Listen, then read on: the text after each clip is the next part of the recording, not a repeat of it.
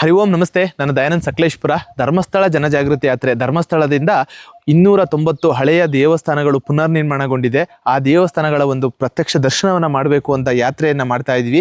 ಈ ಯಾತ್ರೆಯಲ್ಲಿ ನಾವೀಗ ಹಾಸನ ಜಿಲ್ಲೆ ಹಂಡ್ರಂಗಿ ಅನ್ನೋ ಒಂದು ಗ್ರಾಮಕ್ಕೆ ಬಂದಿದ್ದೀವಿ. ಇಲ್ಲಿನ ಶಿವ ದೇವಸ್ಥಾನ ಒಂದು ಜೀರ್ಣೋದ್ಧಾರ ಆಗಿದೆ. ನೀವು ನೋಡ್ತಾ ಇದ್ದೀರಲ್ಲ, ಇದು ಜೀರ್ಣೋದ್ಧಾರ ಆಗಿರುವಂಥ ದೇವಸ್ಥಾನ. ಈಗ ನೋಡಿ, ನಾನು ದೇವಸ್ಥಾನದ ಹಳೆಯ ಫೋಟೋವನ್ನು ನಾನು ತೋರಿಸ್ತಾ ಇದ್ದೀನಿ. ಇದು ಎಷ್ಟು ಶಿಥಿಲವಾಗಿತ್ತು ದೇವಸ್ಥಾನ ಅಂತಂದರೆ ಪೂರ್ತಿ ಶಿಥಿಲಾವಸ್ಥೆಯಲ್ಲಿತ್ತು. ಈ ದೇವಸ್ಥಾನವನ್ನು ಧರ್ಮಸ್ಥಳದ ವತಿಯಿಂದ ಇಲ್ಲಿನ ಗ್ರಾಮಸ್ಥರು ಹಾಗೂ ಸರ್ಕಾರ ಸೇರಿ ಈ ದೇವಸ್ಥಾನವನ್ನು ಜೀರ್ಣೋದ್ಧಾರವನ್ನು ಆಗಿದೆ. ಈ ದೇವಸ್ಥಾನ ನೋಡಿದ್ರೆ ಗೊತ್ತಾಗುತ್ತೆ. ಮುಂದ್ಗಡೆ ರಂಗೋಲಿ ಕೂಡ ಹಾಕಿದ್ದಾರೆ. ಹಾಗೆ ಪ್ರತಿದಿನ ಪೂಜೆ, ಇವತ್ತು ಕೂಡ ಪೂಜೆ ಆಗಿದೆ. ಹೂಗಳೆಲ್ಲ ಇಟ್ಟಿದ್ದಾರೆ. ನಮಗೆ ಇಲ್ಲಿ ಯಾರು ಸಿಗ್ನಿಲ್ಲ ಗ್ರಾಮಸ್ಥರು, ನಾವು ನೋಡಿದ್ವಿ ಬೀಗಕ್ಕೋಸ್ಕರ. ಆದರೆ ಈ ದೇವಸ್ಥಾನದ ಈ ಭಾಗವನ್ನು ನೀವೀಗ ನೋಡ್ಬೋದು. ಹಳೆ ಫೋಟೋನಲ್ಲಿ ಪೂರ್ತಿ ಶಿಥಿಲಾವಸ್ಥೆಯಾಗಿ ಬಿದ್ದೋಗಿತ್ತು. ಅದನ್ನು ಪೂರ್ತಿ ಮರು ನಿರ್ಮಾಣವನ್ನು ಮಾಡಿದ್ದಾರೆ. ನೀವು ನೋಡ್ಬೋದು. ಊರಿನ ಒಂದು ಹೊರಭಾಗದಲ್ಲಿದೆ ಈ ದೇವಸ್ಥಾನ. ತುಂಬ ಚೆನ್ನಾಗಿ ಅಚ್ಚುಕಟ್ಟಾಗಿ ಮಾಡಿದ್ದಾರೆ ದೇವಸ್ಥಾನವನ್ನು, ಜೀರ್ಣೋದ್ಧಾರವನ್ನು. ಹಾಗೆ ಇಲ್ಲಿನ ಗ್ರಾಮಸ್ಥರು ಕೂಡ ಅಚ್ಚುಕಟ್ಟಾಗಿ ನಡೆಸ್ಕೊಂಡು ಹೋಗ್ತಾ ಇದ್ದಾರೆ. ಬನ್ನಿ, ಮುಂದಿನ ದೇವಸ್ಥಾನ ಹಾಸನದಲ್ಲಿದೆ. ನಮಗೆ ಅಲ್ಲಿ ಹೋಗಿ ಒಂದು ಹೇಗಿದೆ ಅಂತ ನೋಡೋಣ. ಇನ್ನೊಂದು ಮುಂದಿನ ದೇವಸ್ಥಾನದಲ್ಲಿ ಸಿಗೋಣ. ನಾವಿವಾಗ ಹಾಸನ್ ಸಿಟಿನಲ್ಲಿದ್ದೀವಿ. ಇಲ್ಲಿನ ಹಳ್ಳದ ರಾಮೇಶ್ವರ ಅಂತ ಒಂದು ದೇವಸ್ಥಾನ ಇದೆ, ಅದು ಜೀರ್ಣೋದ್ಧಾರ ಆಗಿದೆ. ನಾವು ಹುಡುಕ್ತಾ ಬಂದಾಗ ಗೊತ್ತಾಯಿತು, ಧರ್ಮಸ್ಥಳ ಆಯುರ್ವೇದಿಕ್ ಕಾಲೇಜ್ ಇದೆ ಹಾಸನಲ್ಲಿ, ಅದರ ಒಳಗಡೆನೇ ಇದು ದೇವಸ್ಥಾನ ಇದೆ ಅಂತೇಳ್ಬಿಟ್ಟು.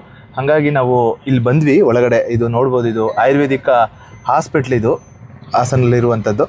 ಬನ್ನಿ ನೋಡೋಣ, ಇದರೊಳಗಡೆ ಹೋಗಿ ದೇವಸ್ಥಾನ ದರ್ಶನವನ್ನು ಮಾಡೋಣ. ಮಧ್ಯಾಹ್ನ ನಾವು ಈ ದೇವಸ್ಥಾನಕ್ಕೆ ಬಂದಿದ್ವಿ. ದೇವಸ್ಥಾನ ಕ್ಲೋಸ್ ಆಗಿತ್ತು ಮಧ್ಯಾಹ್ನ ಟೈಮಲ್ಲಿ. ಇಲ್ಲಿನ ಸೆಕ್ಯೂರಿಟಿ ಕೇಳಿದಾಗ ನಮಗೆ ಸಂಜೆ 5:15 ಅಂತ ಹೇಳಿದ್ರು. ಹಾಗಾಗಿ ಎಲ್ಲ ಕಡೆ ಮುಗಿಸ್ಕೊಂಡು ಮತ್ತೆ ಹಾಸನದಲ್ಲಿ ನಾವು ಸ್ಟೇ ಆಗಬೇಕಾಗಿತ್ತು.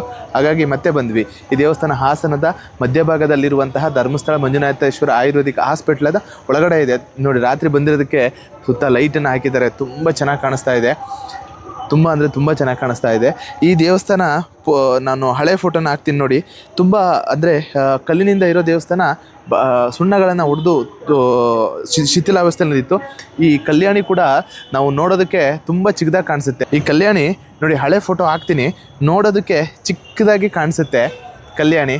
ಆದರೆ ನಾವು ಅಂದ್ಕೊಂಡಂಗಲ್ಲ. ನೋಡಿ, ಹಳೆ ಫೋಟೋ ನೋಡಿ ಹೇಗಿದೆ. ಕಲ್ಯಾಣಿ ತುಂಬ ಆಳವಾಗಿದೆ. ಹೋಗ್ತಾ ಹೋಗ್ತಾ ಹೋಗ್ತಾ ಹೋಗ್ತಾ ಹೋಗ್ತಾ ಸಣ್ಣದಾಗ್ತಾ ಹೋಗುತ್ತೆ. ಒಳಗಡೆ ಸ್ಟೆಪ್ಸ್ ಕೂಡ ಇದೆ.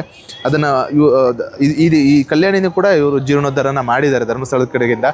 ಹೊರಗಡೆ ನಾವು ನೋಡ್ಬೋದು ಈಗ ದೇವಸ್ಥಾನವನ್ನು. ಈ ದೇವಸ್ಥಾನವನ್ನೇ ಪೂರ್ತಿ ಮರು ನಿರ್ಮಾಣವನ್ನು ಪೂರ್ತಿಯಾಗಿ ಮಾಡಿದ್ದಾರೆ. ಬನ್ನಿ, ದೇವರ ದರ್ಶನವನ್ನು ಮಾಡೋಣ ಒಳಗಡೆ ಹೋಗಿ.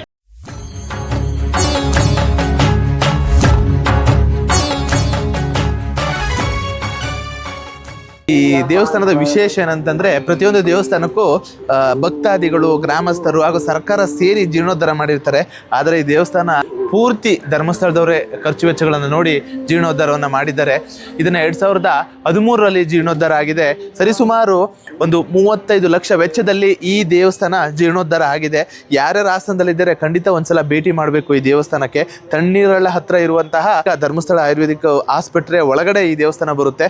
ಯಾರ್ಯಾರು ವಿಡಿಯೋ ನೋಡ್ತಾ ಇದ್ದೀರಾ, ದಯವಿಟ್ಟು ಶೇರ್ ಮಾಡಿ. ವಿಷಯಗಳು ಇನ್ನೂ 4-6 ಜನಕ್ಕೆ ತಲುಪಬೇಕಾಗಿದೆ. ಹಾಗೆ ನಿಮ್ಮ ಅಭಿಪ್ರಾಯನ ಕಮೆಂಟ್ ಮುಖಾಂತರ ತಿಳಿಸಿ. ಧನ್ಯವಾದ.